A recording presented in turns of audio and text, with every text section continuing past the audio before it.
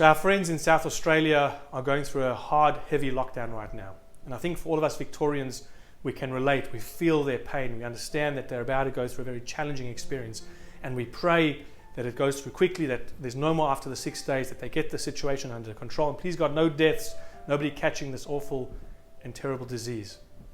But I was thinking, I certainly paid a lot more attention to the South Australia incident that's going on right now, because as Victorians, we've just gone through something like this. And when you go through a situation, or go through a tough time, and you then hear of someone else going through a similar situation, it definitely captures your attention. You can have almost a real empathy for what they're about to go through. When I was doing my counseling degree, my master's in counseling, I remember some of the lecturers asking us one day, is it better to seek a counselor or psychologist and seek somebody who has gone through a particular situation or similar experience to the one that you're seeking guidance for?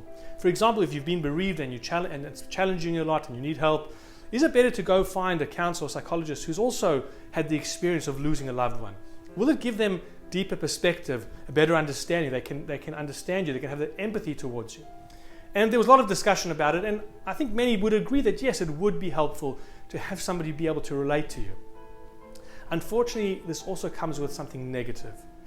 And the South Australia situation made me realize, and I think it presents a challenge for every single one of us. South Australia certainly caught our attention, and maybe it did because of what we've just been through. But I'm hoping there's no conversations happening where people are saying, oh, unlucky them, we're free to move around, good for us. If somebody's been through that, it's very unlikely that they would say that, and I'm hoping no one's saying that.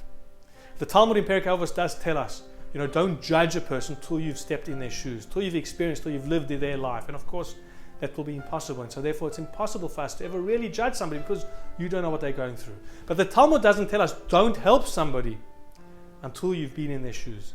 No. We don't have to have experienced something negative or something that the person is going through to be able to assist them. And I think, as I said, this South Australia incident made me realize that there might be at times, and I know that I'm guilty, that you hear of things and you see things that are happening that maybe don't relate to you. You haven't been through them, and so therefore you're quick to dismiss them or to ignore them. And so I'm hoping that each of us in this situation, and certainly as Victorians, the fact that we have been able to recognize their plight, their pain, because we went through it, let's be more alert to things that are happening around us that maybe we haven't experienced, that we haven't stood in their shoes, but we still have the ability to assist.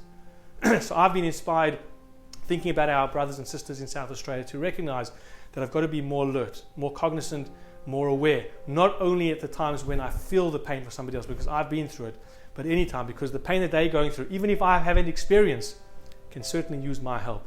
Let's do our best to help as many as we can, even if we haven't stood in their shoes. Wishing you a wonderful weekend and a Shabbat Shalom.